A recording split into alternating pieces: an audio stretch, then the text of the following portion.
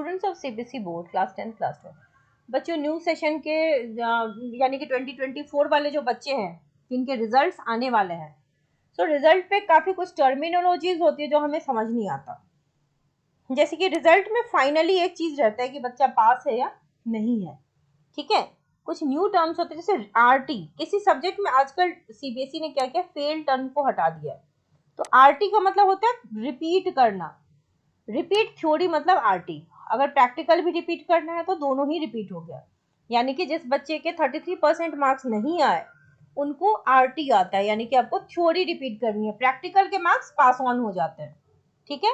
RW, कई बार क्या होता है किसी बच्चे का रिजल्ट मान लो किसी रीजन से टेक्निकल एरर की वजह से बन नहीं पाया, on some unfair mean cases, जैसे क्लैरिटी नहीं हो पाई है, यानी कि clarity on the result of subject would be shared with student, वो पर्सनल कम्युनिकेशन के थ्रू सीबीएसई भेजेगी तत्काल। अगर कोई ऐसी रीजन रही है, डिस्प्यूट है, तो फिर उसको विथहेल्ड कर देते हैं रिजल्ट को। आरएल, ये एक होता है रिजल्ट लेटर।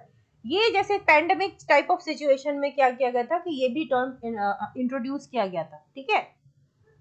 कंपार्टमेंट, ये कंपार्टमेंट को अब चेंज करके आप जानते हो कि नया वर्ड दे दिया गया है।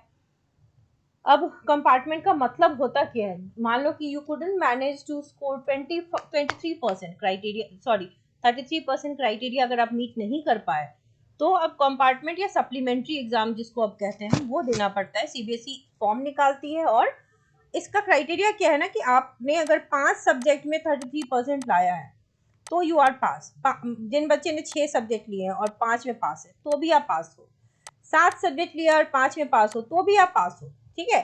एक्स्ट्रा 2 सब्जेक्ट्स की कंपार्टमेंट आएगी, ठीक है। आपकी मर्जी है आप दो या ना दो, वो आप पे है, बट मिनिमम क्राइटेरिया है कि आपको 5 सब्जेक्ट में पास होना होता है। 1 महीने बाद फॉर्म आती है और बच्चे फॉर्म फिलअप करते हैं। हाँ, क्लास 10th वाले 2 सब्जेक्ट में अलाउड है, 12th वाले 1 सब्जेक्ट में अलाउड है कंपार्टमेंट देने के लिए। अब कई बार क्या होता है कि बच्चे मार्क्स तो ले आए बट सेटिस्फाइड नहीं अपने मार्क्स से, तो बच्चे क्या करते हैं फिर इम्प्रूवमेंट एग्जाम देते हैं, ठीक है।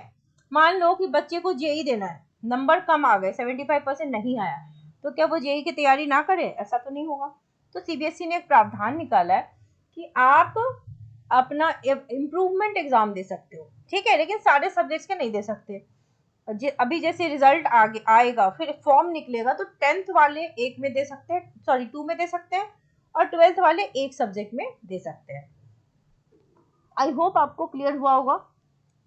इसेंशियल रीअपियर या रिपीट, यानी कि जो बच्चे फेल हो जाते हैं उनके लिए ये टर्म इंट्रो, तो ये सारे कुछ नए टर्म्स हैं। इम्प्रूवमेंट के लिए खास तौर पे ऐसे 4 बार ये रहता है, एक्स करके रहता है, तो रिजल्ट कई बार बच्चों को समझ में नहीं आता कि 4 बार एक्स का क्या मतलब हुआ। सो आई होप आपको थोड़ी क्लैरिटी मिली होगी अबाउट द न्यू टर्मिनोलॉजीज जो हमारे रिजल्ट में आता है। Wish you all the very best, stay updated.